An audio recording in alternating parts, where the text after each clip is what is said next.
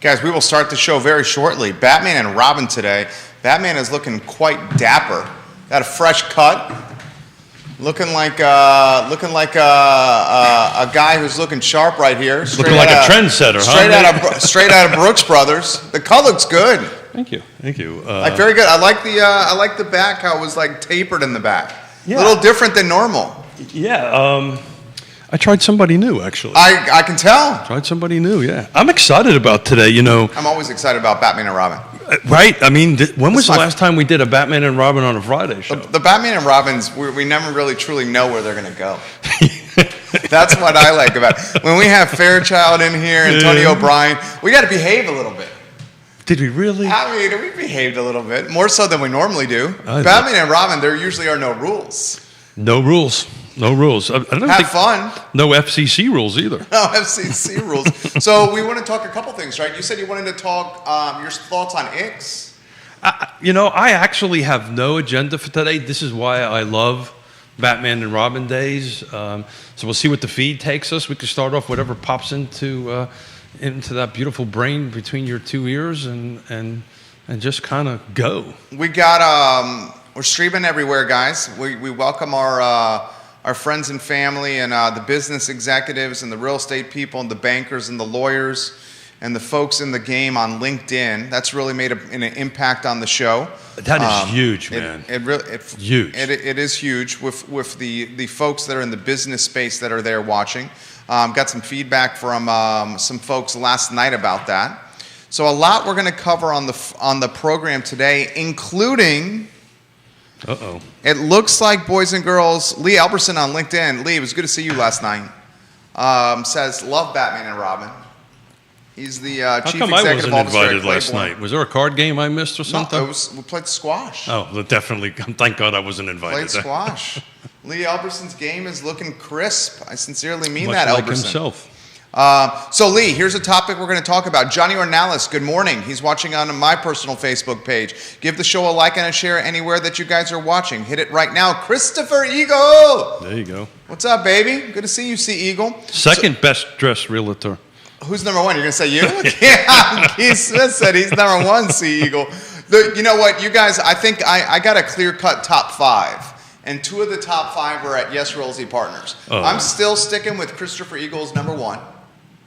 I'm going to go number two, Maurice Covington. Oh, way ahead of me, without a doubt. He's flossing. Way ahead of me. Three, I'm going to put in the three We're talking slot. Males now. We're talking males. Got it. Yeah. Best dressed males. Three slot, I'm going... Because Mrs. Smith is the best dressed female. Always. Miss Smith is the best at everything. Amen. Okay. Three slot, I'm going to go... Not so much keeping Keith Smith in check, but other than... Matt Neese in the three slot, Keith Smith in the four slot, five slots up for grabs. Yeah, I think I'm probably outside of the top five. But thank you for doing that. Dude, you always sure. All right, so good morning, everybody that's watching. This is a topic we'll talk about. City Council, the 10-cent real estate tax rate increase is looking like a reality. Yesterday, Pinkston, Payne, and McGill pretty much all agreed to support it. Did they take a formal action on it, or no, it was just a conversation? It was, Molly on Twitter was covering a work session prior to the next meeting, and they're needing to fund the school reconfiguration. Yeah. And they're saying, this is how we're going to do it. Yeah, so I wasn't, I was at another meeting, so I didn't get a chance to chime into that. So I'd love to hear the feedback. I'll share my opinion on it. This process, and I guess what can start off with that, is really an equal-sided, three-sided triangle, right? And one of them is the rate. What is that called, Judah? What is that called? Isosceles triangle? There you go. Equilateral triangle? I don't know. A triangle that's got equal sides, whatever that is. That's an equilateral triangle. Not all triangles have equal sides. I know that. Lee Alberson, you can agree with that with me there. Let me try it a different way. It's like a three-legged stool. Yeah. Right? If one leg isn't there, then the stool isn't going to stand up. So there's three parts to it, right? There's the tax rate, which is what we're talking about now. There's the assessment, which I think they pretty much process that assessment. Oh, it's done. That's a done deal. That's done. And then the third one is the budget. And somehow or another, there's this magic that has to happen that balances all that. And that's what this process is.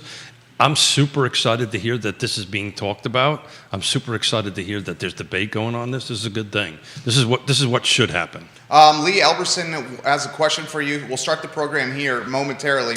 He wants you to start thinking about this. Ask Keith what the total value of all property is in the city of Charlottesville. Oh, yeah, that could be a Neil Williamson question. Yeah, hey, Marine, thank you for throwing another Marine a speedball on that. No, that would take hours to figure out on that end. Neil Williamson, I'm tagging you on Twitter to see if you can help us with this answer. Neil Williamson is the man. Yeah, perhaps Neil Williamson can help with this. All right, Judah, let's rock and roll.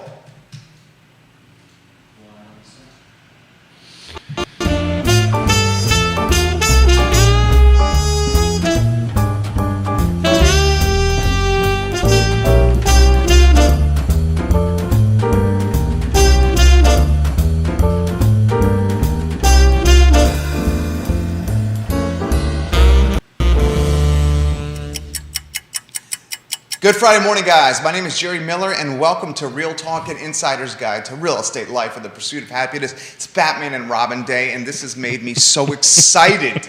So excited. It's been some time since we've had Batman and Robin, and frankly, I've missed my fix. Well, it's been some time we had it on a Friday. We've done a Tuesday just Did we do it last week? Hello, my name is Keith. I know. Let's hold on. Judah Whitcower. Hello, Keith. Good morning. Hello. How are you? Okay. Tuesday. It was last Tuesday? I have no idea. I don't think it was. No. We had Chris Fairchild, Antonio Bryan on. When did we do? I think it was 2 weeks ago. Yeah. Over 2 weeks ago. Too long for our fix of Batman and Robin, and the listeners as well. Judah Whitcower, Alfred's in the mix. Can we get the Judah camera and you wave to your adoring fans? Over there, Judah Whitcower, and I believe we have his microphone set up over there so he can contribute. So, Keith, so much to cover today. Hello, my name is Keith. What is it? What was what's that? The Galaxy when the guy goes, I'm Groot.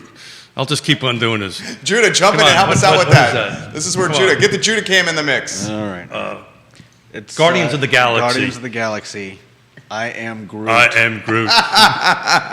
Asking me to remember what I did more than 24 hours back would not be, I can't remember that. So a lot to cover. We haven't truly done a deep dive from the Keith Smith's perspective on X Park and that transaction, or the fact that it's now officially listed on the market. We also, boys and girls, ladies and gentlemen, folks across a 10.2 square mile city, have to discuss that City Council is currently contemplating and heading toward the finish line of a 10-cent real estate tax rate increase, along with assessments already upticking.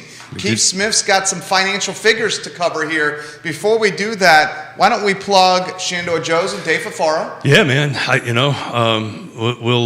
The reason we started a little bit late, I needed to take a pit stop before because Shenandoah Joe's coffee is working. So we are on fire. I'm trying to find an email I sent myself. That's the reason I'm scrambling here. You want to take a moment to search? I could kill a little time. Would you do that? Because it's important about the X property. It's the zoning ordinance. So okay, so this is what we're going to do. Air. He's going to look at the zoning ordinance. I'm going to offer some broad strokes on this listing. Lee Elberson, jump in here if you want to on LinkedIn. Our friends on LinkedIn, jump in here and offer some perspective. Twitter, jump in here and offer some perspective. YouTube. So here's the nitty gritty. The nitty-gritty, as we let you guys know last week on this fine network. X Park, a.k.a. X Project, a.k.a. X Art Park, a.k.a. arguably the most important undeveloped piece of property in the city of Charlottesville, is officially on the market. The asking price is $83,974,044. Let's just call it $84 million. We're going to call it $84 million. No, really? Okay. When you're at that number, an extra $26,000 is no big deal. Okay. Total acreage, Keith Smith, is 17.47 total acres. But it ranges between 6.72 and 17.48. So it really there's two parcels. That's exactly right. There's two parcels. Alan Kajin and Ludwig Kutner are asking $4,806,757 per acre. Currently, there's 177,438 square feet of leasable space. And you have REITs, private equity firms, deep-pocketed individuals all over looking at this. I heard, and this is strictly grapevine, chitter chatter. I'm waiting. Okay. I heard a Hunter Craig Corin Capsule JV joint venture has been scuttlebutted around. To Keith's point, why would that not have already happened? Ludwig and Allen would not have brought in a listing agent to kick somebody commission if they can sell to somebody locally. I'm reading your mind. So hey, I'll get used to that. I'm reading your mind. Hey, Judah, how you doing, man? I heard that the Hunter Corin, where you can do an incredible music venue there, that would be amazing, is something that has been scuttlebutted around. I'm going to get out of your way. Keith Smith, jump in. Well, I mean, look, we're speculating here, right? For the sake of a talk show. For the sake of a talk show, have a little bit of fun, and we're throwing a little bit of facts and 3.5 decades on my side of the table of doing this. Look, by the way, our offices are there, so we're directly. You got skin in the game. We're directly connected. We're potentially directly impacted on it, so we kind of understand it from that. Look, this has been on the market, but hasn't been on the market for quite some time. Pocket listing. Well, I prefer not to use that term, but it's been circulated on the street to certain individuals for a certain period of time, knowing that this was available for sale. By the way, much lower number than what's on the table right now. Okay. Well, so the zoning changes have made it much more opportunistic. You disagree? Well, so what we're going to do is I'm going to take the contrary position on that, just to have. Love that back. Just to have that. Okay, Robin. Safety first, Robin. Look, the reality, and that's what I was trying to dig up on my phone. So I'm going to shoot from the hip because I haven't gotten to it yet. So let's back up for a second. Let's just take this project off of the table. Let's take this listing off of the table. Let's talk about where we are at with this process, meaning the land use process. Flum. I hate saying that. Future land use map. It just hurts. Upzoning. I have to hold my hand over my mouth because I'm afraid I'm going to spit all over your microphones when I say Please that. Don't do that. Yeah, I got yelled at this morning for putting my foot on the door. You did not get yelled at. Yes, I did. You got asked not to leave your dirty footprints on her door. Yeah. Oh my gosh, Neil Williamson has got an answer to Lee Elberson's comment on land. I knew if I checked up enough time here, he'd come in with it. So speaking of Mr. Williamson, before you read that number, he and I have a bit of a bet, right? So look, the comprehensive plan is done. It's been approved. We've been talking about this for quite some time. It's a non-obligatory document. It is a visionary document. It does not have the force of law, right? Zoning has the force of law. So now the next step is to go through the zoning process, right? And I really wish Neil was here because this would be a really good... I love Neil. This would be a really good Batman, Robin, and I don't know, the Green Lantern, or whatever Neil prefers to his superhero to be. Oh, Neil, put on Twitter, you're watching here. What superhero alter ego would you like to Wasn't be? It cool? Wasn't it cool like Chris Fairchild took a villain? Yeah. That was so cool. He took Titanium Man. I was like, before the show, dude, do you really want to do this? That's a villain. You know? He goes, that's a bad guy. And Chris goes, okay. I'm good with that. Yeah, he goes, okay. You gotta love the man. It's just tag him so he knows we're talking about. You know where Chris Fairchild stands, and I respect it. Yeah, you'll know. Yeah. But to go back before I lost my train of thought here on got thinking about what Neil's superhero alter ego is, that rezoning process is not going to happen, according to Neil, will happen somewhere around mid-2023, right?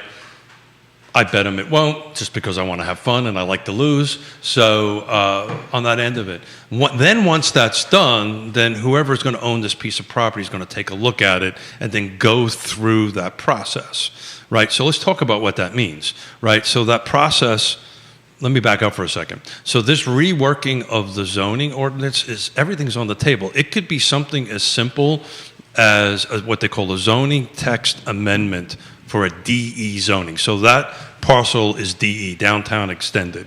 So it's currently zoned DE.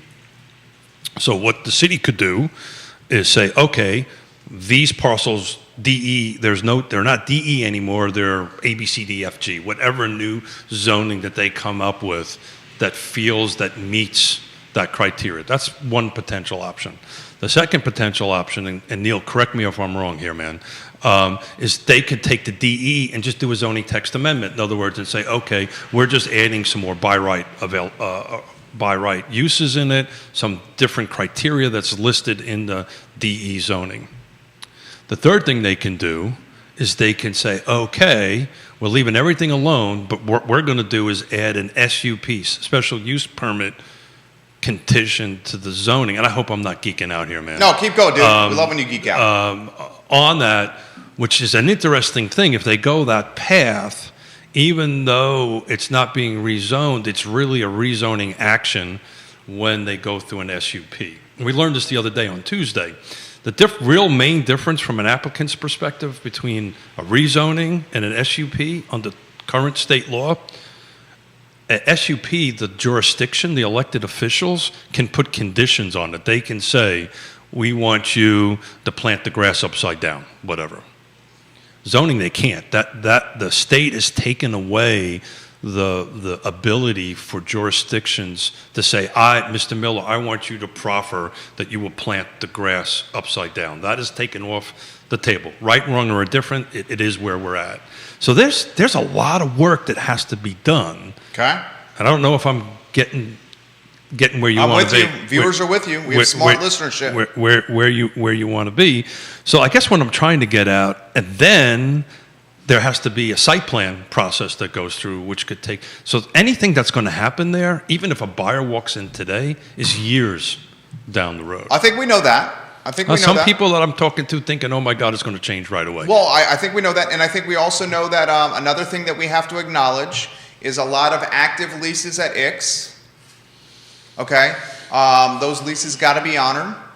So that's the point I'm trying to make. So unless you've got a 5-year lease or a 10-year lease, I'm not going to say which one had a conversation, and it's not the where I'm at. It's not where you're at, and it's not Patty Zeller. Got it. Okay, at Animal Connection, had a conversation with another owner at IX, and they're under lease through 2026. Got it. Through 2026. Yeah. So that's what, 4 years from now. Sure. So, and those leases have to be honored. Now, it is important to emphasize a couple things, and I hope you emphasize these things with me. The potential is astronomical. Yes and no. Maybe yes, maybe no yes. Oh, maybe yes, maybe no yes. Maybe yes, maybe no yes. It really depends on how this rezoning process goes through. And, this rewriting of the zoning and what the rules and regulations are going to be. That really is depending on what can be used. So one needs to look, and that's what I was trying to do before the show, and I just didn't get to it. And maybe Neil can drop into the feed off of what the DE zoning requirements are for that particular area. I mean, the first thing that one would do, just to putting a developer hat on, is say, okay, here's the purchase price, here's the zoning, here's the land. What can I do in this DE environment right now? Neil Williamson wants the Captain America alter ego. Oh, I can see that. So we're going to call Neil Williamson Captain America. We're going to let you know the 2021 total value of property in the city of Charlottesville. The source is the city of Charlottesville. Total number of taxable parcels in the city of Charlottesville, 15,148. Total taxable assessed land value. Good Lord, that's a big number. It's got a ton of zeros in it. $2,648,111,900. So we'll call it 2.5 billion, roughly, just to round it to a middle number. Total taxable taxes is $79,963,975. That's the most important number. Total taxable taxes, call it 80 million. It's got 80 million in revenue coming in. City of Charlottesville has roughly a yearly budget just north of 200 million. Yeah. So you're looking at a yearly budget just north of 200 million in the city of Charlottesville. 80 million in 2021 comes from real estate taxes. And then the rest is from the Meals state, tax, Fed, TOT. all these different things. Yeah. So let's take a deep dive on ICS. People are asking about ICS here. Yeah, so I think personally, back of the envelope scratching, I think 84 million is a bit too strong to make something work under the DE ordinances currently. So I'm sure when that was priced out, it was priced out with some future value in mind. But that future value in mind is quite a ways out. Unless there's somebody looking to do a 1031 exchange that have sold something somewhere and is just looking to buy it and hold it and see what transpires over the next 12, 24 months. I don't know. I know a little bit of players in this field. And, you do? And at least the local players I'm talking to, nobody's interested at that price point. Gwendolyn Cassidy is watching in Holland. Hello, Gwendolyn. She says, I appreciate learning this information. Joanne Mackey is watching in Keswick. She says, this is great. I'd love to learn. Batman Robin. Stephen Sterling is watching in Crozet. Please, more of this. So obviously we're onto something here. We want a little devil's advocate for the sake of a talk show. I'll play. Okay, let's play. Richard Hewitt purchased Fashion Square Mall. Fashion Square Mall and multiple transactions. Richard Hewitt, I watched on the courthouse steps, and which was exhilarating for somebody like me. Oh yeah. In this bidding war. That's fun. That is fun to attend. It's not so fun to be on the other side of the equation. Yeah, not fun to be the person losing the property, Yep. seeing your property go. Long story short, Fashion Square Mall, $24 million. But it's not all the parcels, though. He got two of them. Yeah, Somebody offers some help on that. Neil, you've been very helpful here. They have not received all the parcels. These were just a certain number of parcels that were done. There's multiple parcels. He got J.C. Penney's site Yeah. on September 10th, 2020 for $4.5 million. That's exactly right. Then on July 16th, 2021, Washington Prime Group auctioned its remaining property in the steps of Albemarle County Courthouse, and Hewitt for $20,200,000 got the rest of Washington Prime Group got. So if you combine those two, you're looking at, let's call it, for the sake of a talk show, easy math, $25 million.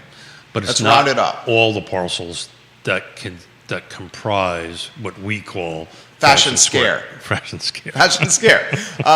So let's go Ivy Square.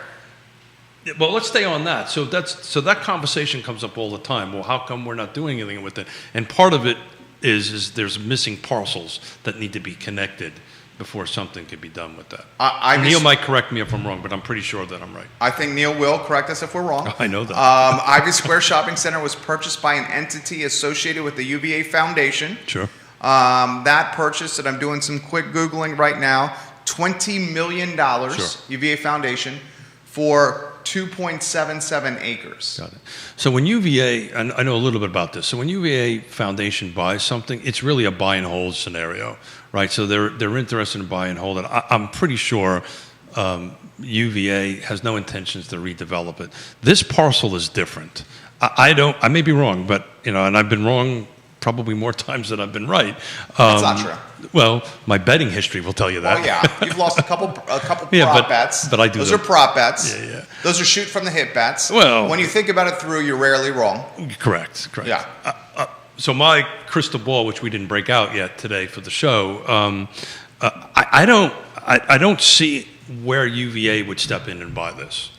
I just don't see it. I may be wrong. I mean, they sure as heck got the pockets to do it, right? But I don't know how that gets through their committee and what you're going to do with this, unless they really intend to buy and hold it.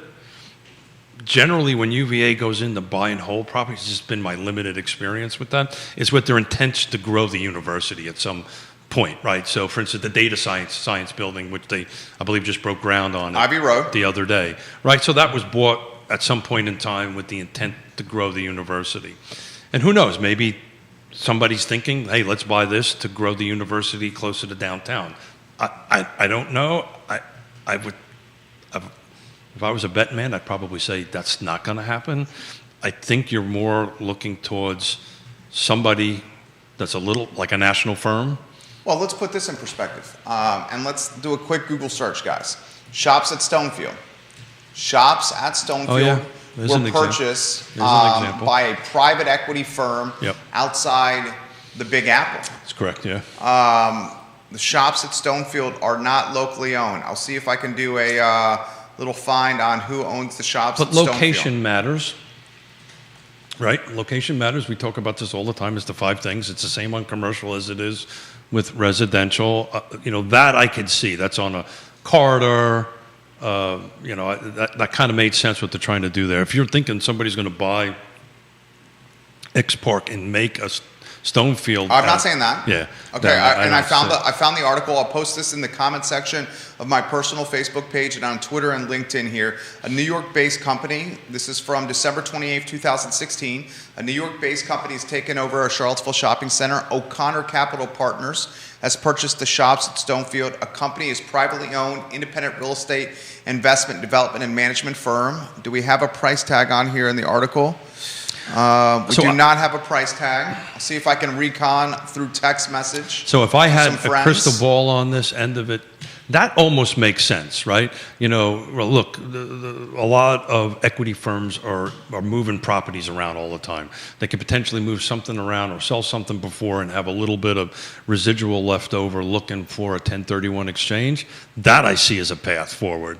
And just somebody that wants to buy and hold it and see how this process goes through. But at the moment, under its current zoning, I don't know how you get that math to work and get the density to work. And I know a little bit about this and how you're going to get the development to work and how you're going to get your infrastructure through there, how you're going to get your building. I just don't see the math working. So let me ask you this. Where does the math need to be? Much less than that, that's for sure. 15 million? 20 million? Yeah, I haven't. So literally the math was on the back of a piece of paper before the show comes in. So I don't want to throw a number out that's not wrong, but I just know that's not the number. It's a little on the high side.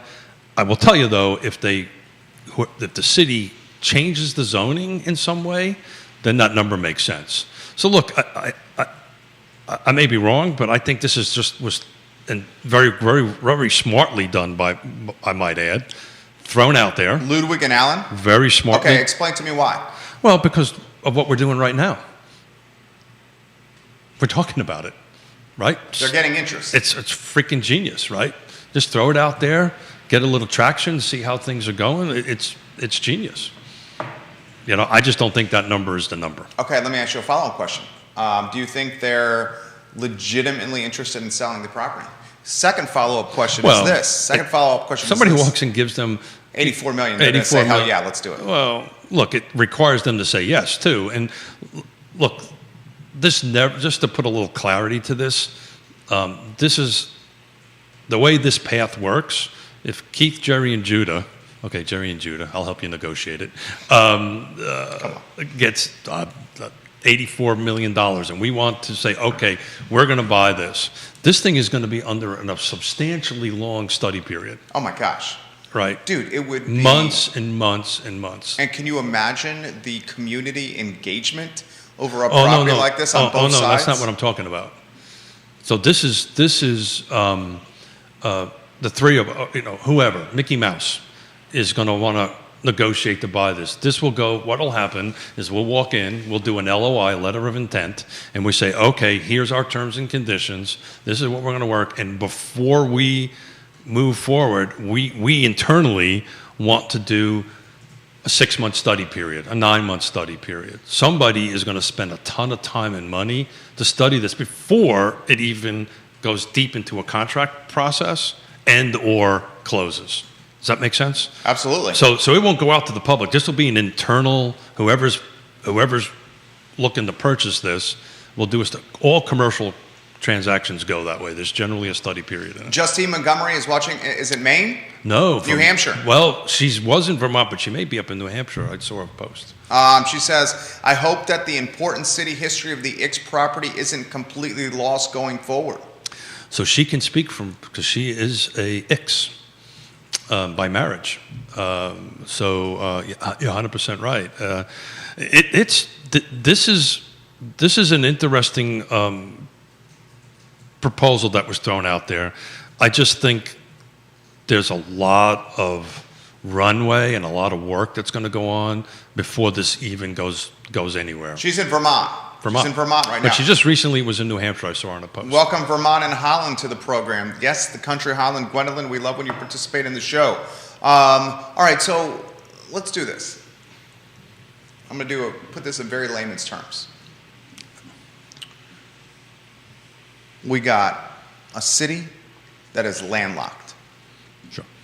It's 10.2 square miles. We have 17 and a half acres,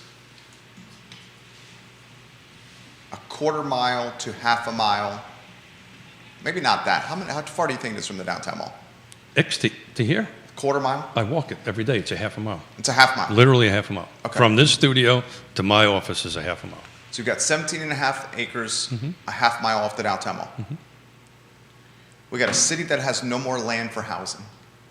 Oh, it's exciting. We got housing so freaking expensive that people are getting priced out. Yeah. We have yet to discuss, ladies and gentlemen, this 10-cent real estate tax rate increase that's about to happen, that Keith has a case study for, plus the 12% on average across the city increase in assessments. So people are getting hit assessment increases and tax rate increases at the same time that inflation is up 7% in our community. So dude, you're getting hit 3 different ways if you're on a fixed income in the city of Charlottesville, okay? We got a piece of parcel that we can legitimately say may be underutilized. Well, that depends on your opinion of that, right? So maybe it's underutilized to you, and maybe it's not underutilized to me.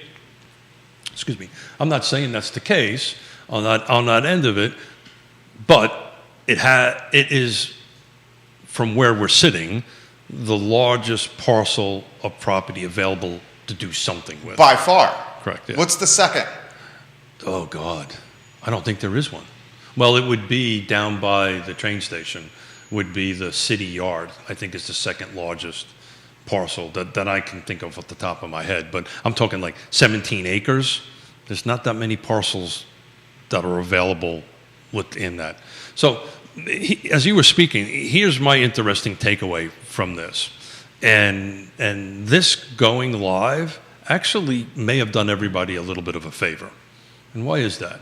So maybe now folks will get engaged in this process, this rezoning process, going forward, because this has got everybody talking about it. So I'm excited from that perspective that, there'll be other faces, there'll be other voices part of this rezoning next step in the city, and this may have been the driver to bring some folks to the table that may not have picked up the phone or may not have responded to a survey or may not want to normally get engaged. So maybe this will make everything better, and that's me being the optimist on that stuff. Multiple people asking because they know you have this connection.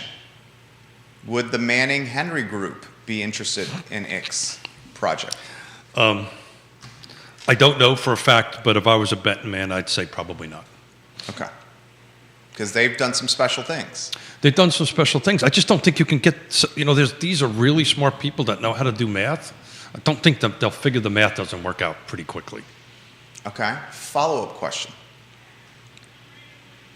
But it depends on what happens, and that's why I did my little monologue about please get engaged, please get involved, and that this is how this project is going to go is going to depend upon this next step with the city. The fabulous Gwendolyn, Gail Cassidy, and Holland, Stonefield. Let me see what time is it? 121 million. It's time for a cocktail for her. It's 121 million. Yeah. Corresponding with a fabulous, but it's, I'm corresponding with right now? in the real estate commercial game? We'll just leave it at that. I think I know who you are. Sending me the GIS information. For Stonefield, Yeah. as we speak. Yeah, sure. Love you. Yeah, Seriously. totally. Offer fantastic perspective. And Not there's- blowing up your spot. And there's always a seat available. Anytime you want to come on, Always a seat. appreciate the background information. Look at that, huh? We do this without even talking about people. All right. For this, it's important. Yeah, sure. Okay. O'Connor Capital Yep. out of New York. $121,098,084 for the shops of Stonefield. So if I know a little bit about them, not a lot, and 265,000 square feet of leasable space. got it. So they tend to do projects like Stonefield. This is not a Stonefield project. I agree with that. Yeah. I agree with that. I mean, I think, and I hate to say this, and nobody ever wants to hear this, because as somebody once put on Facebook, Ix Park is the last little, and this was positive how they said it. Ix Park is one of the few last little bits of weird in the city of Charlottesville. What do you think I have my office there? I love it. They love, right. You got music, you got eclectic, you got art, you got family, you got food trucks, you got farmer's market, you got a great brewery, you got the best real estate firm in Yes Realty Partners, you got the best animal boutique, animal retail store and Patty Zeller and Animal Connection. I mean, it's freaking amazing. It's freaking amazing. I love it. I've been for 3 years trying to get in there. But we're all common sense people, and we understand. Don't forget about the beer. Did you mention the beer? I said the beer. Got That's it. my favorite brewery. People knows. I My know. wife's favorite beer is Ghost. My favorite beer is Minuteman. We all know your phone's blowing up. My phone's blowing up over here. My phone's blowing up over here. Okay, And for you, it's worse. I got hearing aids, so it starts talking to me. okay, in my mine's ear. blowing up here. How about them Mets? We all know that place is destined for housing of some kind. So the question becomes is how is it done? And that I'm going to keep on going back to my secular conversation. Please get engaged, right? That the next step the city is taking, it's in the process of it, is this zoning and this whole conversation I tried to do about these different options that the city has involved, and that this is the time to get involved, to have your voice heard, so that when the zoning ordinance happens, you have the comprehensive plan and the zoning marries, and then you can have some children, which is a subdivision of whatever it's going to be. You can then move into the next step. But under the current zoning right now, under DE, I just don't think you can make that $84 million purchase price work. So I just don't see it. But some of the people on the feed that you're talking to and some of the texts that I've got coming in over here might disagree with me. I just really, in the back of an envelope for 5 minutes before the show, I just can't see how the math works. Can we talk about this question? Are we ready for this one? And this is Batman and Robin today. Okay, right? you ready for this one? Yeah, I am. Assessments are going, now this is commercial, Ix is commercial. So we have this incredibly, I don't want to use the word volatile, but this incredibly like soap opera-esque But low government situation here. Okay, we got upzoning on the horizon, FLUM, future land use map, upzoning on the horizon. You know I don't like that word. Neil has corrected us and said it is upzoning, Keith. I still don't like it. Okay, we got upzoning on the horizon. We have assessments going through the roof. We have $75 to $100 million school reconfiguration on the horizon. We got to find the money for that. We got a tax rate increase that is looking like 10 cents per $100 owned, which is astronomical. And Keith's going to put it in perspective how astronomical that is, right? Yes, sir. We got affordability, major Issue. concerns. Yeah. We got no more land outside of Ix. Maybe that train station parcel on West Main that he's referencing. Of substantial size. Of substantial size. Mm-hmm. Are all these influencers or factors going to push Ludwig and Allen to get really motivated on this property?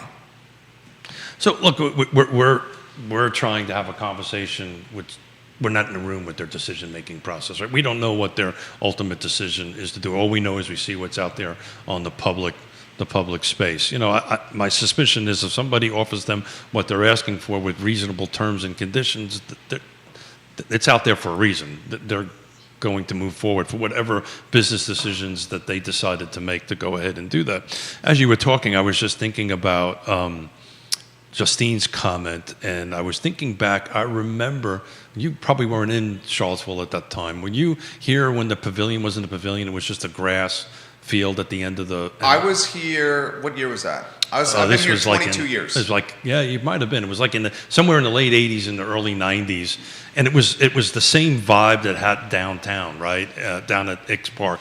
You know, it was, you know, just a grass bowl, and people were playing and having fun and all this stuff. Then it became this thing, this more formal thing. You know, change happens, right? And you know, maybe that's where this is going, where this is going to be more of something else than what it is today. At this point, you know, we've all been around long enough. We know change just happens. It is what it is. But yeah, I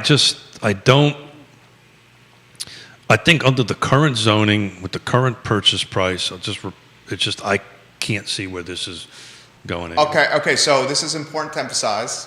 We're not going to say who it is. You know what I'm talking about. If it's the same person that we were talking about before, yes. Commercial. Got it. Mm-hmm. The Amtrak, his response, he's watching and texting. Yep. The Amtrak station is almost not developable because of the Amtrak. Emphasize that on the show. Yeah, absolutely. You have to negotiate with the federal government. I know a little bit about this because the Planning District Commission was actually trying to do a deal with them some years ago to try to make something happen, and it hit a brick wall because of you have to deal with the federal government. Amtrak's the federal government. It didn't go anywhere. And he also says that 4.8 million, he or she, that 4,800,000 plus is probably accurate for about 2 to 6 acre pieces. Oh, that I would not disagree with. And that's so the total purchase number I have a problem with. I just don't see it's working. But he or she, whoever's speaking to you, is speaking to you right now. So I've often had this conversation with, let's say the folks that are involved in this parcel. There's a couple of really neat little parcels within this total 17 acre parcel that would make some really awesome affordable housing and general housing thing. That parcel, in my opinion, can be redeveloped in such a way that it keeps its own vibe that it has on it, plus meets some of the housing needs on it. Not at 84 million. And that's he or she are speaking to you is exactly right. You know, you can keep the building the way it is, you can keep certain things where it is, but there's some really neat parcels or sections within that total 17 acres that is worth every bit of that $4 to $5 million an acre, and some magic can happen with that.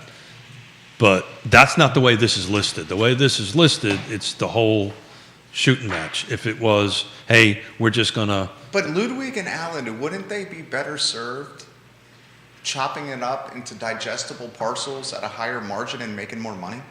Not if somebody's going to give them $84 million for everything or not. Yeah. It's like a bulk purchase versus individual units. Yeah, so slice of pizza, you can get more margin out of selling the whole pie. So he or she that you're texting right now is the best at this? The best at the best. The best of the best? Yeah. And I don't, he or she that you're texting with, we doing a good job with this? We're doing a great job. Because I want to make sure he or she continues offering insight about this stuff for me. Does he or she that is anonymous... He or she, if you're watching, here's the question for you from Batman. Go, Batman. Does he or she think that this is worth that number? And I think he or she answered that by saying, no, maybe a couple of parcels are, but not the whole thing. I just don't...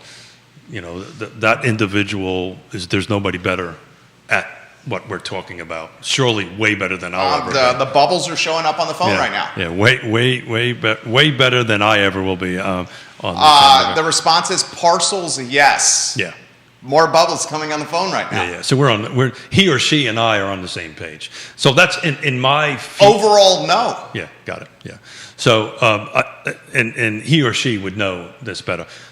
And you're 100% right. So if he or she or I were consulting or working with these sellers, that's the path I would say. See, look, how about we cut off a couple of pieces? Chop of it this, up. Chop it up a little One bit. slice of pie versus an entire pie. You know, pick up the phone, call up Sunshine at PHA and say, hey, here's an opportunity. Can you get some LIHTC money? Can you know, are you interested in this? You know, make it more community-based kind of decision on it. That, to me, would be the right approach. But what do I know? I got more bubbles, and I'm going to ask Bubbles. he or she that are texting Tiny right now. Our bubble. master plan is to protect the art park and treat as an amenity. Also, one thing to highlight. So say that one more time. Master plan is to protect the art park and treat it as an amenity. So the current comprehensive plan with the flum, are we saying that it's supposed to be treated as an amenity? Is that the master plan he or she of the city and local government, or what Alan and Ludwig would want in a transaction? Because if I can't imagine that's Alan or Ludwig. Well, the real person to ask that question is Neil, because he devours the comprehensive plan and knows it line by line. I don't claim to know that on that end of it. They're saying. Person saying owner should master plan the whole parcel and keep the art park, then sell parcels. So he or she, or the same exact advice I just said, that if I was sitting down with the property owners on this is how he or she or I would say this is the best path forward. Master plan it. That's 100% right. Explain that. So, what he or she is saying here. Yeah. So. When you use the word master plan, there's two different portions to it. The one we're talking about is the comprehensive plan, which is the FLUM? I hate that word. The future land use map, which is a master plan, right? It says this is our master plan. You and I can take a look at this building, right? And you can say, okay, this is the building. We want a master plan. And what is this going to look like year 1, year 2, year 3? So he or she, what he or she is saying is, okay, let's get a piece of paper, let's get a map, let's say, okay, we've got this existing building, we want to keep all the tenants in here, we want to keep the park, we want to keep this, what do I have left over, what can I do, and that's what I was trying to get at earlier, what can I do with the DE zoning? I'm going to carve off, so if anybody's really familiar with this parcel, as you come in it off of, like driving. Is it Elliott? I can't remember the street. No, not Elliott, but it's a cross street off of Elliott. I literally drive it a half a dozen times a day. I can't remember the name of it. But there's a barber shop on it. It's that tiny barber shop. That looks super cool. There you go. There's a little convenience store right there. Yeah, I know exactly what you're talking about. And a shout out to them, because that's who did my hair. Okay, well, they did a good job. So as you go in on your left, there's like a parking spot where I believe a church parks a lot of its vehicles. It's a couple acres. It's massive. Now, to go back to that's where that dumpster is, where the trash is thrown off. It's the parking lot off the main parking lot. Correct. It's to the left, right? Yeah. It's overflow parking. Yeah. Right. We all need. It's usually always empty unless it's like the no good beer festival is there. Got it. Or the church on Sunday is full, which it hasn't really been because of COVID. Or when you do the farmers market. Or the farmers market, but or when Yes Realty Partners is crushing it and has so many clients coming in that the parking is overflowing. You're unbelievable. ABC, always be closing. But what he or she is talking about is what I was trying to do in my feeble way, is that master plan and say, okay, look, this is this parcel right here. It's 2 acres, whatever the number of it is. It's like what I've been trying to do with the Cherry Avenue property on IGA for years, right? And say, okay, look, this is what we can do in it. And be an active participant in the process. Yeah, they could carve that off. If that's 2 acres, I see $10 million for those 2 acres all day long, twice on Sunday. So he or she is spot on. A little bit of underground parking, do some podium construction in it. I wasn't able to pull up the DE zoning. I can't remember how many stories can go up, but so that's literally what he says. So, okay, so we're going to do the arts is going to stay where it is going to be. This portion we're going to turn it into that. We'll have additional. This is how we'll handle the parking and turn it into a master plan. he or she is saying right now, and it's interesting, comments are coming in on Facebook and on Twitter and LinkedIn for he or she that is texting me on this phone, which we are talking about on the show. This is literally like as interactive media as you can possibly find right now. And on he or she is saying the other large parcel that you need to discuss is the Wright's Auto Body parcel. I believe that's over there, he or she, right, by Beer Run. Yes. So in my vernacular from back in Brooklyn, we'd call it a junkyard. But he's 100% right. He or she is 100% right. I forgot about that parcel. The junkyard. Yeah. Yeah. That is massive. Well, as a recovering developer and builder, the first thing that would scare the hell out of me is the phase one environmental on that. It's got to be nasty. What does that mean? Well, you got vehicles with oil and stuff leaching into, over time. And that's what I was trying to go back to your study period, right? Because that's generally what happens here. If we were going to do something on that parcel, first thing I'd do is bring in environmental engineers and start drilling holes and saying, okay, do we have an environmental problem here or Bill not? McChesney is saying Market and Mead for the Wright's Auto Body parcel. Joanne Mackey is saying... So it's right at the edge of Woolen Mills. Yeah, that's by Beer Run. Joanne Mackey is saying on Facebook to he or she who's texting me, then why was time wasted in listing it this way? Someone must know something that we do not know. Yeah, I think, look, that... And she also says this, and then I'll get out of your way, Keith Smith. So why was time wasted in listing it this way? Someone must know something we don't know. She's watching in Keswick. Yeah. She also says this, there is a waste of airspace all around. All one level right behind here. One level in this land value market is bananas. Code building, Joffrey's building, has started the change of developing upward. So she's got two parts to her statement for he or she yes. and you. So that upward development started long before code, right? You had the Omni, which is pretty tall, not as tall as code. You have our famous... Well, the tallest building in the city of Charlottesville is the old Monticello Hotel. Correct. That's exactly the right. The old Monticello Hotel is the tallest building in the city of Charlottesville. Got it. Yeah. Plus our little monument that's vacant on the downtown. The Dewberry. Yeah. The extorting emperor of empty lots. I did not say that. I said that. You said that. And then I've forgotten the name of it, but right across from Code, and he or she will know the name of it. It's a white building. It's considerable stories on height. You're talking about where the livery stable is? No. Are you talking about Bill's building that's undeveloped that had the condos? That's exactly right. I can't remember the name of that building. That's multi-stories also, and on that end of it. I think it's the Water Street condos. Yeah, but to go back to why they did this, and look, they're testing the waters. They're throwing this out there. I personally would not have done it this way. He or she that you're communicating with would probably advise his client the same I would advise my client not to do it this way, to do more of a master plan, but they made whatever business decision that they did. And I just, I don't think this is, he or she who you're texting with is 1,000% smarter than I am on this end of it, and we ended in the same place. Carve off a couple of parcels, do a master plan, get yourself $10 million for a 2-acre parcel or whatever it is, and leave just master plan it from that perspective on that end of it. And who knows? This is just out there. Keith and Jerry can get together and hire he or she that we're talking to represent us and make an offer and say, look, because this is the reason why, if you look at the listing, the ranging on the square foot on the acres is between 6 and 17. We can walk in there and say, I'll tell you what, let's do something with this. Here's my LOI for this. Here's my study period. All right, so I'll play devil's advocate with you. You guys are the pros. I'm just a guy with a microphone and a following here. Devil's advocate is this. Okay, this is devil's advocate. I can't get to my math. I know, we will. And then we're going to go long today, if you have the time to go long.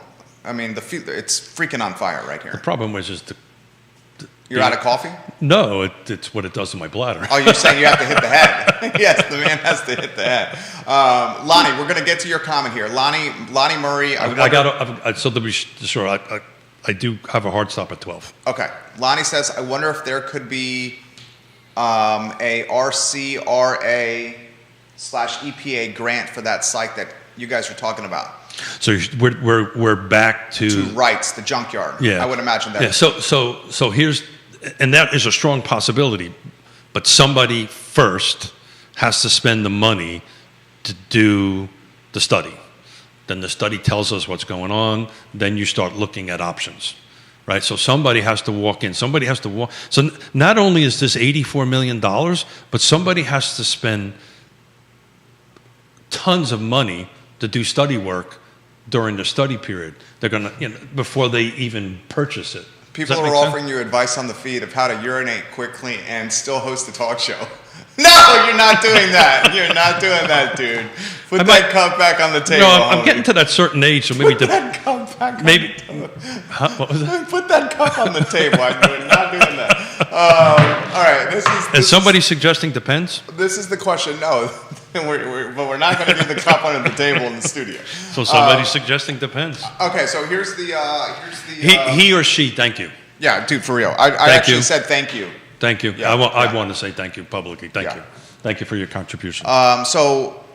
So here's the question on X. If you start chopping that up into smaller parcels and piecemeal selling it to improve margin, eventually you're going to be left with some not as wanted parcels that are going to be essentially given away. Not given away, but sold at a price point that is extremely low, and maybe that's how you maintain the art park, music park of the venue. Well, that's what we're talking about. Yeah, that's what I'm saying. That's what I'm trying to put it in layman's terms. So one thing that my wheels were turning because I thought this was going to be talked about today on the way in. If I was representing or doing this, you put in your LOI, you put in your offer with this long runway of study period. Oh, by the way, you operate under what's called an NDA, non-disclosure agreement. None of the direct parties can talk about this publicly. The very first thing I want to do is take a look at all the leases and see what that math looks like, right? So if I have leases, how long are they there? What kind of money you're putting in there? Are they receiving enough money to pay for what they've got going on? We don't know any of that. And that's what happens in this process where he or she is right and you carve off these parcels, that takes some of that off the table. Yeah. Does that make sense? That makes sense. Mm-hmm. That makes sense. So here's another question that needs to be discussed. Question that multiple people are asking. Ludwig fights the assessments. Yeah. Well. And then puts it on the market for the most crazy high number ever, $85 million. Where do you want to go on that topic? God bless America. I don't. Are you going to sidestep that topic? I'm totally sidestepping. Okay. He has done that. Yeah, I mean, marginalized the value of the property and said, basically, I'm doing this as a utility for the community, a gift to the community, an art park and music venue, and then $85 million. So I'd love to get the man here and ask him that question, right? So, but look, it's anybody's right to contest their tax assessment, which we're going to talk about hopefully here in a minute. Absolutely. But if you're contesting tax assessments and then you list it for $85 million, won't that backfire against you next assessment time? So if the play is I'm going to sell it and not going to own it and I'm going to put $84 million in my pocket, why the hell does he care? Right? If the play is that this is really not going to happen, which he or she and I think agree to, that I think a year from now this will still be on the market at $84 million. This is the market. This is how this works. By the way, this is not mutually exclusive to commercial. You kind of get this conversation happen at the residential side. Some people will fight their tax assessment and put their house on the market a little bit more. That's not an uncommon thing. This is just a big number, a big divergence of numbers, right? 20 million versus 84. I'm not smart enough to do that percentage on there, but that's multiple times more. You know, I contested my taxes on my home, and if I was to put my home on the market, it'd be way higher than tax assess. So you're saying that's the game? I don't want to, you know, everybody doesn't want to pay more taxes. We're going to talk about that in a minute. Nobody wants to pay more taxes. I mean, that's just human nature on that end of it. Neil on Twitter, urban mixed use node. Urban mixed use node. Yeah. And the definition of an urban mixed use node is this: urban mixed use districts that support community housing, employment, and commercial development. Absolutely. So to go back to the master plan concept, right? So he or she and Neil and Keith and Jerry are sitting down having a conversation with this slide in a little bit of sunshine Maton from PHA into the conversation. You could say, look, this I don't know what the size of this parking lot is. My ballpark, it's anywhere between 2 and 3 acres. I may be wrong on that end of it. You know what? Let's all get together. Let's do a master plan. Let's take this 2 or 3 acres or whatever the amount is and go to the city and rezone it as a team to an urban mixed use node. That's on the books. I believe it is anyway, unless I'm mistaken. But it's on the books as far as a zoning option, and go ahead and do it. That's a possibility. Somebody can do that. So we got to go tax rate increases, tax assessment increases, while at the same time inflation is running rampant. So we have yesterday's city council in a work session, and it looks like this is going to go. Sina McGill, well, it hasn't been Payne. voted on yet. So was a work session. So this was just a discussion. Work session, Pinkston, McGill, and Payne. 3 of 5 in a work session.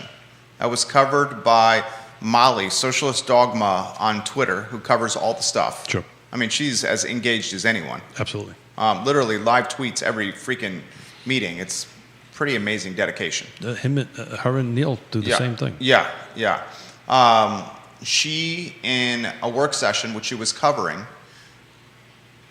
showcased or covered that Pinkston, McGill, and Payne are going to likely vote yes on a 10-cent real estate tax rate increase.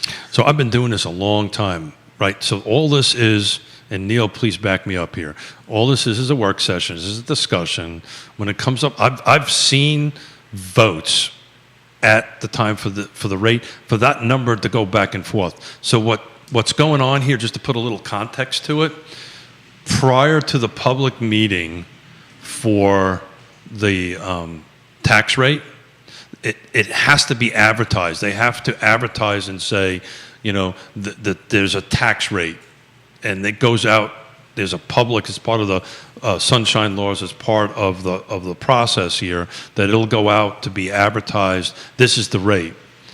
When it comes up to the time of the vote, that doesn't mean that's the rate. I've seen a rate being advertised of X rate, and then at the public hearing, it either goes down or it goes up. Does that make sense? Yeah, I'm with you. So just the fact that they're talking about it at a work session doesn't mean that that's what the number's going to be. As we said earlier, it's a 3-sided triangle, right? I don't remember what that is, but it's a 3-sided equilateral triangle. It's a triangle that looks like this. Yeah, equilateral. Got 3 equal sides on it, or a 3-legged stool, right? So the rate is one part of it. The assessment is other, which we've completed, and then the third part of it is the budget. So what happens at this, and if you've never actually witnessed this, you should do it. This is really where the rubber meets the road. And I'll tell you, if you want to figure out, Ned Galloway taught me this. Elmore County Board of Supervisors. If you really want to figure out where a board is going to be making decisions, a board of supervisors or a city council, later down the road, watch these budget sessions. Because, you know, at the end of the day, once they settle on the money and the stuff, that's pretty much how, you know, you get a clear picture on future, in my opinion, future decisions and future projects or future anything that shows up. So this is a super important process to be engaged in, and I'm excited that folks are. Neil Williamson on Facebook, on my Facebook. I will mention this on air to Keith Smith. hit enter. He's talking about my hat, right? Here, right? He's talking about when the locality advertises the tax rate increase, the maximum tax rate they can impose. That's exactly It's the right. maximum tax rate Thank that you. they Thank can you for the impose. clarification. Right. So they have to advertise it by state law. Yeah, so it'll be in the Daily Progress. Correct. It'll be in print. You want to finish your thought on this? Yeah, 'Cause so- I got a thought I got to finish. Yeah. So then Neil, how about this, Neil? Do you think the 10-cent, this is for you, Neil Williamson, if you can offer this perspective, you know how much we value your opinion here. He is the president of the Free Enterprise Forum, and the Free Enterprise Forum. please donate to him because he does some great I'm work. going to straight up say it in very straightforward fashion. The Free Enterprise Forum is badass. Without doubt. My wife and I gladly donate every year. Yeah, okay, it is awesome. I don't get a senior discount, but I donate anyway. I think his response was what? He said senior discount was double. I'm going to charge you double. Or was that the Smith, like the Smith discount? So here's the question for Neil. Will the 10-cent real estate tax rate increase that's being bantered upon in work sessions yesterday that McGill, Payne, and Pinkston have alluded to approving, will that become a reality, do you think, Neil Williamson? My take is 100% yes, it will. And why my take is 100% yes, and Neil, I'm very curious of your answer to that, but why my take is 100% yes is because Payne, McGill, and Pinkston ran on an affordable housing platform and a school reconfiguration priorities of school reconfiguration. School reconfiguration is going to cost 75 to 100 million minimum. And the first estimate that was proposed by VMDO came in high on stage one. Well, that's if you've ever been involved in anything like that, it's always higher than everybody thinks. High on the first stage. This isn't even the final stage. Well, welcome to the world of contracting. That's terrifying. It's always terrifying. So here's what I'm saying is they're going to have to, if they ran on a campaign or a platform like this and they want to follow through on their promises, they're going to have to do this stuff. So they're going to have to find the money from somewhere. Here's the question I have, and this is a question we all should be asking. Everyone in Charlottesville should be asking this right here. If you pop assessments on average in the city of Charlottesville 11 to 12%, at the same time you pop the tax rate 10% potentially, at the same time there's 7% inflation that's going around in the world, certainly in Charlottesville, you have people getting hit on an assessment, a tax rate, and an inflation standpoint. What is that going to do to low income or folks living on a budget? Are we literally going to create a world where education, and I am all for education equity. I am all for closing the achievement gap. I want to emphasize this again. I am all for closing the educational achievement gap in the city of Charlottesville. But as someone put on Twitter, and I literally took a screenshot of this today. This was from Ashton Gilmore on Twitter. Okay? He said it very succinctly. To be upfront, I'm not opposed to the increase, but can we all agree that a 10% tax increase on top of my 17% assessment increase year to year to go with 7% inflation is not some nothing burger, and someone not being okay with it isn't some evil profanity who hates kids? So is it? That's how he said it. Yeah, so is it a 10% increase or a 10-cent increase? It's 10-cent increase Got per it. $100 owed. I heard 10%. Okay. I mean, that's the same thing. It's 10%. Not mathematically, not exactly the same because we're at 95 cents, but it's close enough. Oh, it's close enough. Yeah, it's close okay, enough. so pretty darn close. Yep. Mm-hmm. Okay. Now, his property, Ashton Gilmore on Twitter, 17% assessment increase for him. Got it. On average in the city of Charlottesville, it was 11, 12%. At the same time, inflation. We got Williamson's answer here. You want to hear that, or you want to offer your take first? No, I'd like to hear it because I want to go over some math on this. Okay, so Williamson, review the candidate forum hosted that Sean Tubbs and I hosted to see all of 2021 candidates generally supportive of increased taxes. For what it's worth, the Free Enterprise Forum does not take position on tax rate increases. All right, I love the hedge there, Neil Williamson. So we all know that Pinkston and Wade are in favor of this, and we know McGill and Payne are. Dude, the collateral damage of this, and Sean Tubbs is watching right now. So one other question I would ask: Are we in a shortfall for the budget for 20? Are we in the rears on revenue for Charlottesville? Well, I don't. they're in budget season now. No. I'm talking about what the season, the budget we're currently in. I don't have that. Sean, do you have that answer? Yeah. Sean's watching now on Twitter. Sean Tubbs. He also does a hell of a job. And he's up in Vermont too. Also, Sean, are you in Vermont right now? last Facebook post I saw that he was in Vermont. So I'm going to keep inflation out of the conversation, right? So I'm just going to stay on my three-legged stool because I'll screw up the triangle. Equilateral triangle. Yeah. I'm just a Marine. I'm not smart enough to do that stuff. So we cherry-picked, just for the heck of it, this morning, real quick before the show, a piece of property that was $206,000 is the old assessment. Apparently, it's going up 13%. So that puts a tax assessed value under the new structure of 230 to 200, rounded up to 233,000. So the 206. So 206 goes to 233 in assessment. So the 206 at 95 cents, just in city taxes. This is just the city taxes, is 1,957. Fast forward, assuming the budget stays flat. Right? Let's assume they're the same budget amount as in last fiscal year as is this year. That hasn't changed. Assuming, which is a hell of an assumption. I'm just trying to say, if all things, if all things are equal with this 10% or just 10 cents and that particular 13% increase, assuming the budget stays flat, that third leg, that particular home taxes will now go up to 244,000. I'll just round the number. $2,450 a year. That's roughly a $500 increase. I did the math real quick. It's roughly $40 a month extra.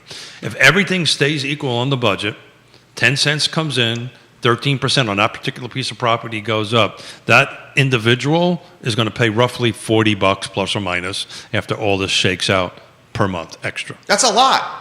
And that's on a home that is in the low twos. I picked that on purpose because that home, frankly, does not exist. Well, it's a tax assessed value. Oh boy, tax assessed value. More than likely, maybe that person's on a fixed income. An extra $40-$50 a month is a big number. Anyway, just wanted to do that. If it stays all equal. Right, and we don't up the budget. Now, once you start up in the budget, which we know the budget's going to increase. Once you start up in that budget, then that math changes. Yeah. Okay. So here's the question. That's a normal question to ask. You also can reduce the budget, guys. Here's a normal question to ask. If you increase the tax rate on real estate, roughly 10% in the city of Charlottesville. At the same time, assessments on real estate in the city of Charlottesville increased on average 11 to 12%. At the same time that inflation is running rampant, and we're doing this in the name of educational equity. And I'm all for kids in equity and educational gap closing. Dude, do not paint me as the guy that's not all for that. This is why budget season, which we are in now, is so important to pay attention to. You're making the community even more gentrified and wealthy. Yeah, I get it. The school reconfiguration, when it happens, which is years from now, is going to create potentially educational equity for even more wealthy kids than right now. So that's why because of this. So that's why it's so important. You're with me, right? I am. That's why this budget season is so important. This is why it's so important to watch it.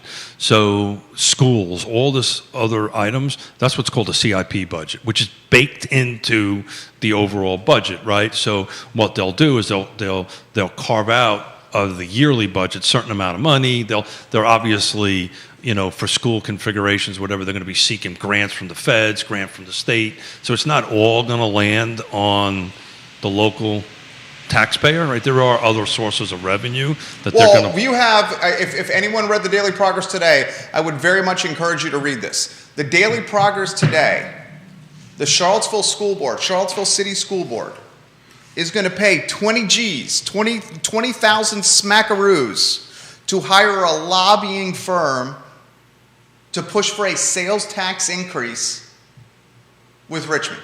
Correct. We're in a Dillon rule state. They got to make the call there. So, dude, do we see what's happening? Yeah, Does anybody but- get burned up about this? But it's important to 20 G's, school board, lobbying firm, lobby the delegates in Richmond Sure. to push for a sales tax increase Sure. that's going to come to Charlottesville. Sure. Probably some federal lobbying going to go in that too, because it's federal. Some of that money is federal. Majority of the school monies, from an operation perspective, come from the state. Frankly, that's the largest chunk of the thing. But that's why, what is it? What was the? Was it Follow the Money? What movie was it? Oh, that was Show Me the Money. Yeah, that was Cuba Gooding Jr. Yeah, Show Me the and Money. Jerry Maguire, Show Me the Money. But in reality, that's why budgets matter. That's why you need to look at these budgets while they're going through this process. It's open, it's sunshine, people can see it.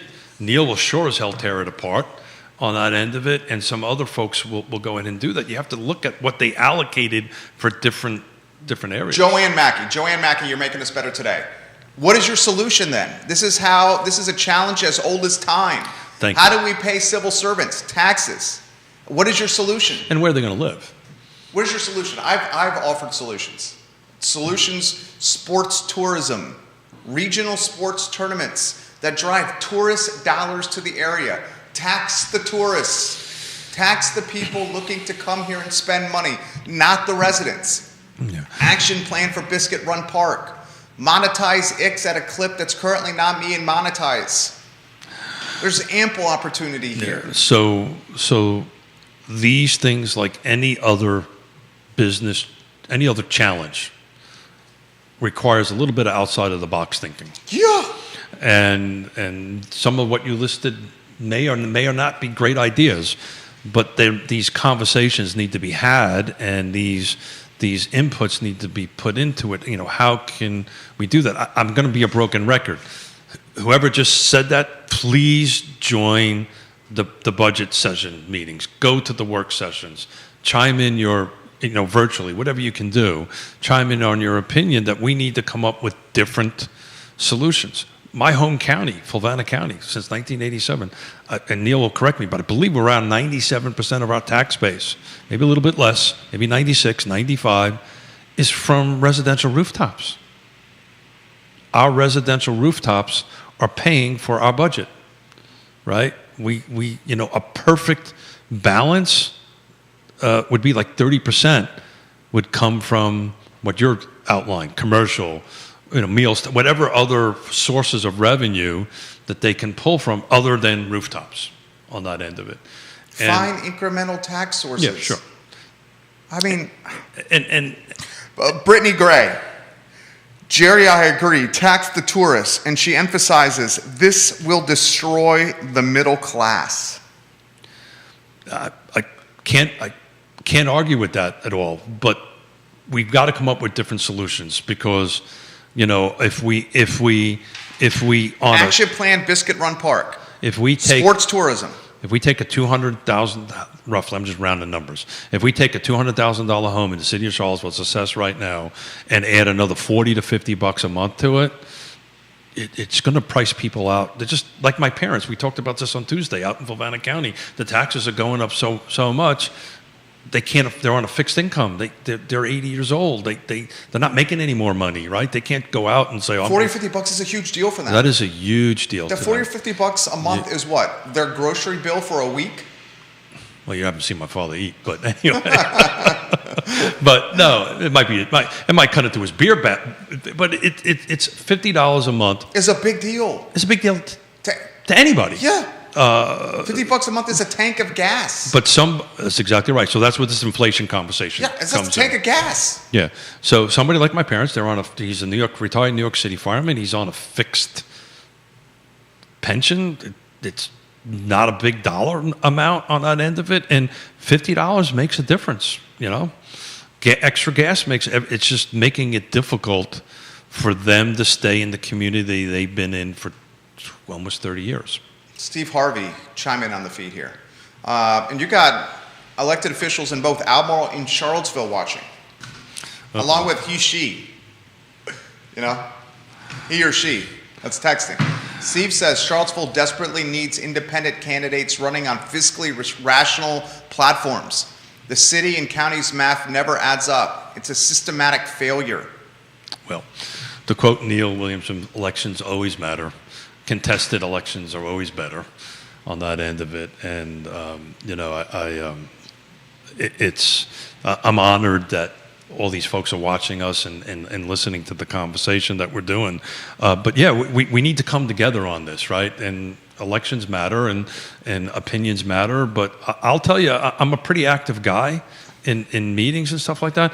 I don't see a lot of other faces than the normal faces at these meetings, right? Either virtually or in person. You're right. And please get engaged. Please do that. That's we're representative government. That's where it makes a difference. Kelsey, watching in downtown Charlottesville, ask Keith how increased tax rates and increased real estate assessments will impact the real estate market and what he does professionally.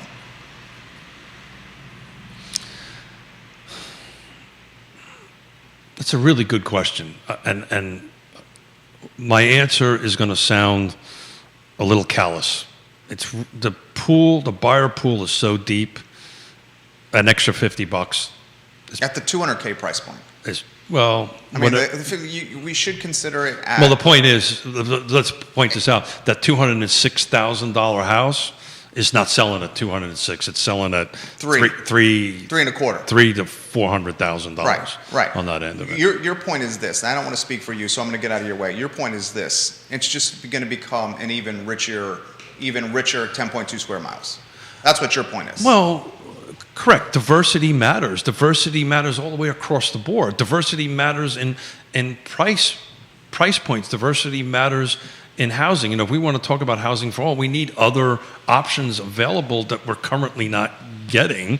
Henceforth, the whole conversation we've been having with he or she about X property on maybe. Let's look at this as a master plan. Let's team up with the people in the community and the folks in the field.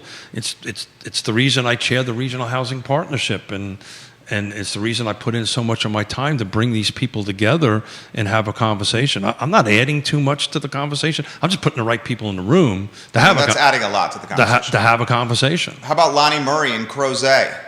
Fun fact: one thing impacting Charlottesville's budget is that revenue sharing has gone down by around $4 million since 2010. It would be smart move for Charlottesville to renegotiate revenue sharing to stabilize it and put the end to that long-running dispute. Yeah, that's $4 million annually is a big loss that could be going to schools. Yeah, that's way out of my pay grade to talk about. That'd be a great conversation. We're trying to organize a Neil and Ned back again on a Friday show, and that would be a great question for Neil and Ned. That's out of my pay grade to jump into that. What's the word of caution or the word of promise that you want to offer?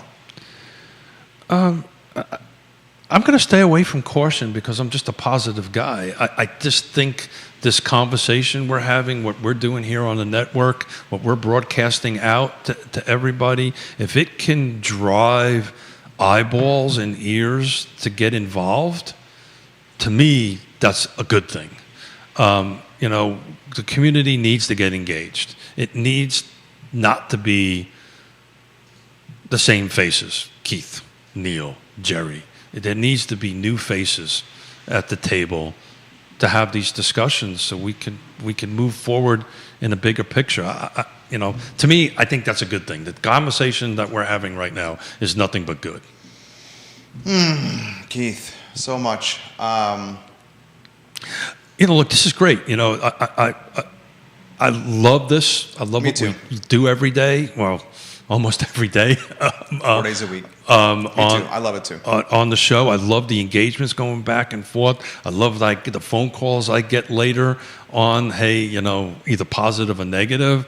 This is just a good conversation to have. Lonnie Murray, check out what Neil just. I'm going to actually go. Lonnie, check this out.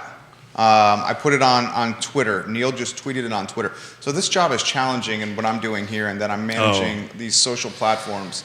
I've said this more than once. I could never do that.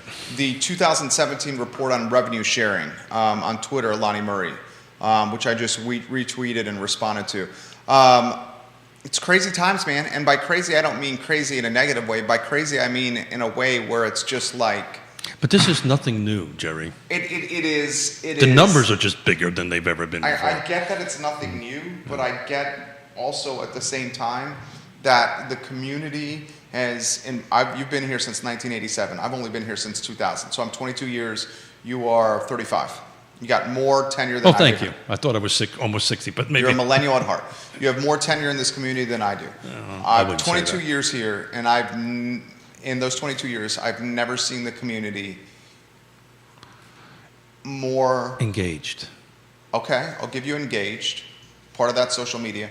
I've also never seen the community more homogenous in its demographic, homogenous in its economic wealth profile. Yeah.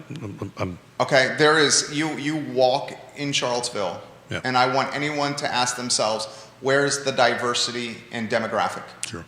Seriously. No, and that's why we do what we do. You've noticed that. Of course, yeah.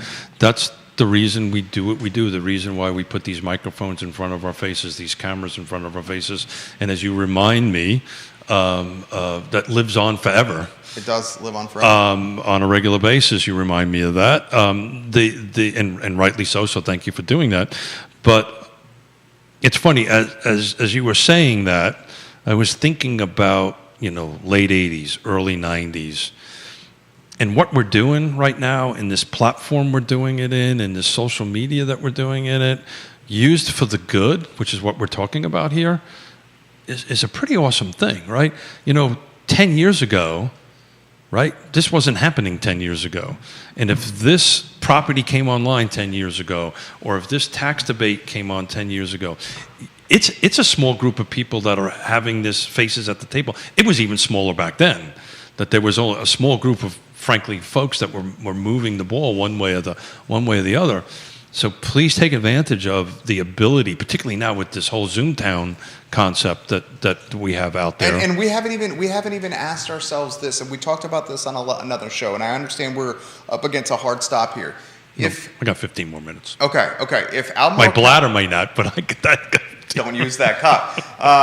If the city of Charlottesville, what cup? What are you talking about? If the city of Charlottesville and Albemarle County continue to become even more of a zoo, dude, I just rented one of my offices. This morning, on the second floor. Congratulations. Thank you. My wife is going to be very happy to hear that. Without speaking too much of the new tenant. You should not.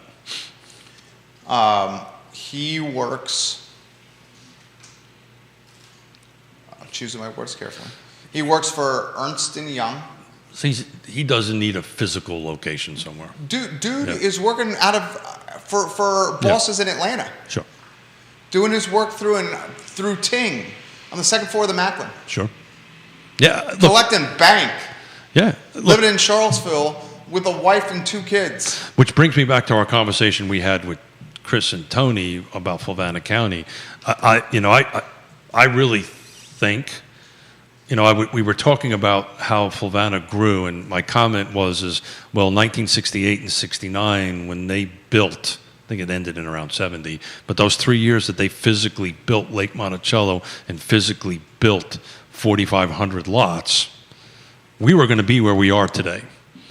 The fact that Fluvanna County, Nelson County, Albemarle's now doing this stuff, Greene is now doing this whole Firefly broadband high-speed internet, I think is going to impact everybody tremendously. It's going to draw, because the price point's driving people there to start with, and not only is the price point driving folks out there, now they can work from home because there's a large percentage of it. Our number one question we get asked from any buyer, frankly, from a boomer to a first-time home buyer, is broadband.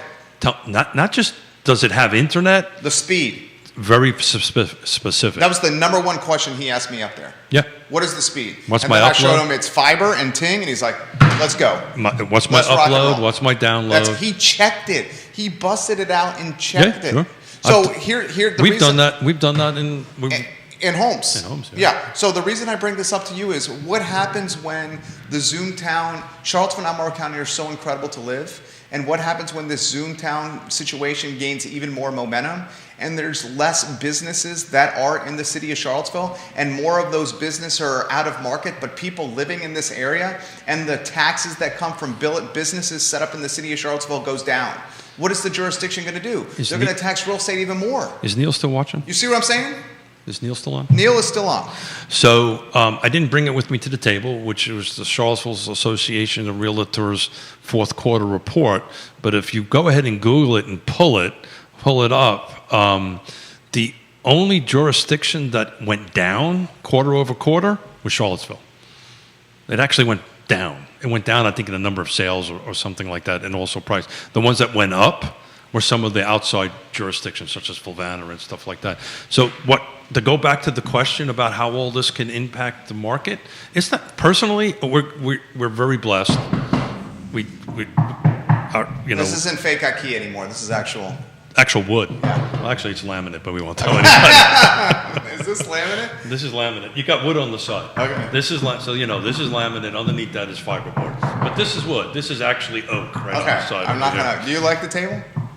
More so than the other I table. love this table, Jerry. I wake up in the middle of the night dreaming about this table. You're a good friend. I asked you to change it, and you did. So thank you very much. That was. That was part of your encouragement.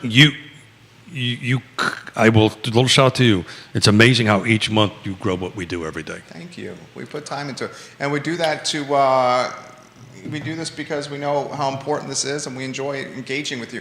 But I got the question I got to ask, and you're the dude that's got the expertise. If it continues to become a Zoom town, and the businesses aren't set up in Charlottesville City as much, in Albemarle County anymore, then obviously the taxes that come from business revenue, that stream will diminish. So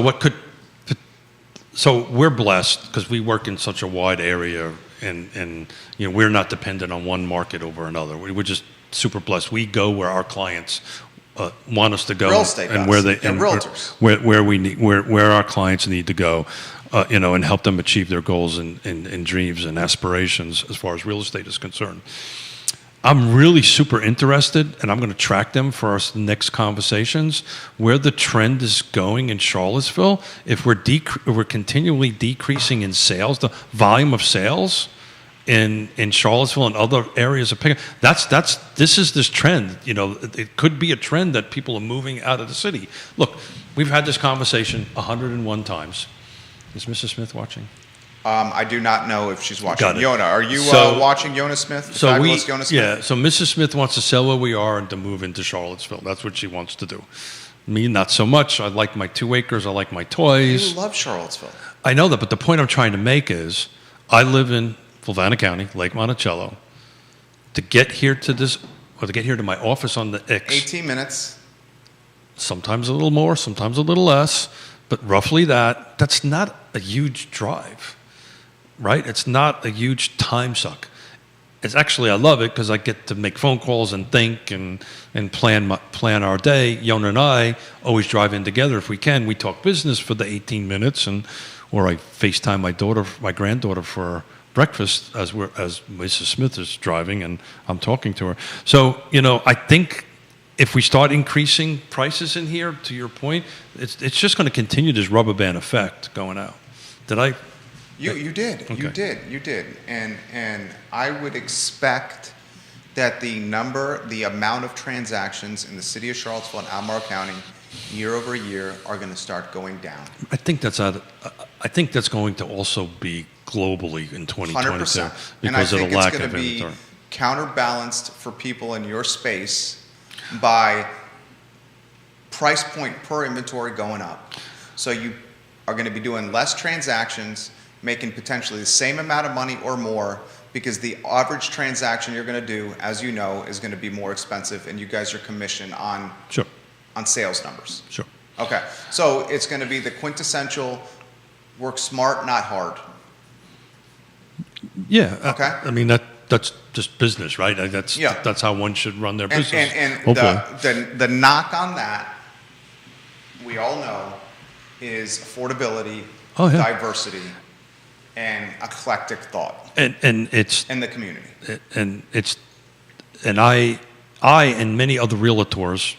I like Donna that. Patton. I like You that. said that right. Donna's happy. She puts me in a corner and says, "Say it, say it." You said it right. Donna Patton's happy. Volunteer so much, and me in particular on trying to help this circumstances. You know, there is no, to quote Robert Liberty, there's no silver bullet, there's a silver buckshot, and there's many different solutions to it. But the number one real silver bullet to this is communication. ABC, always be communicating and getting involved, getting at the table, and having a conversation. Good show today. Dude, it was on fire. I love our Batman and Robin Me too. shows. I love the show. We literally had nothing to talk about other than a pencil and X, some numbers. And tax that was rate it. increase Yeah. and assessments. Yeah. Judah Whitcower is our director. Judah, 3-shot and wave to your adoring fans, if you could. Adoring fans. Yeah. He's got adoring fans, and he's got a sharp sweater on. I love when he wears that sweater. Judah Whitcower is our director. Looking sharp, homie. Any closing thoughts, Keith? No, I'm looking forward to Monday. We're gonna have Who's two. Monday? Monday will be Maggie Gunnels and Christy Beck, and we're going to talk about Lake Monticello. We're actually going to showcase one of their coming soon listings. We're going to kind of change up some things on Monday to see if we can showcase some of the agents that we bring on their coming soon listings, or something to just listen, just to get some information out to the public on that end of it. And actually, we're going to talk a little bit more detail on some new construction that's coming out there, some actual dates on when ground will be moving and product will be coming in the ground and what type and some ranges. So I'm excited about that. Today was one of our best. Legitimately. Legitimately. I literally, these are my best. About 5 minutes into it, I forget about all the microphones and the cameras, and it's just us having a debate about something. And I love it when we take two different sides of something. I think that's fun. Me too. Keith Smith. But remember, yes. I'm always right. Okay. Keith Smith. Yes. Needed to end on that one. Is always right. Yes, dear. Yes, dear. Yes, honey. Whatever you need, honey. Absolutely, dear. We can go there to that restaurant, honey. Sure, we can watch that TV show, honey. No problem. Talk about that. I've been watching, catching up on the Boba Fett. Is it good? Well, they've changed. I don't know if Sean is still watching. Are you 1883 or Yellowstone watching? No, Yona does that. I know. Yona loves Yellowstone? Yeah, I think it has something to do with Kevin Costner? Kevin Costner. Why can't you be like him? You can show up to your Fluvanna County a boat in a cowboy hat and some Carhartt. Who says I haven't done that? Oh, God. TMI. Who said I haven't done that? Too much. But it's interesting. They pivoted it away from Boba Fett and they're back on the Mandalorian. It almost became a if you do it, last couple of episodes, I caught up on the last two because I haven't watched them in forever, and it was like, hold it, am I watching the Mandalorian? Am I watching? It was interesting. We should talk about that for hours. Okay. This is Real Talk presented by Yes Realty Partners. Find them online, yesrealtypartners.com. Folks, their team is as A+ and as high integrity as it gets in the game.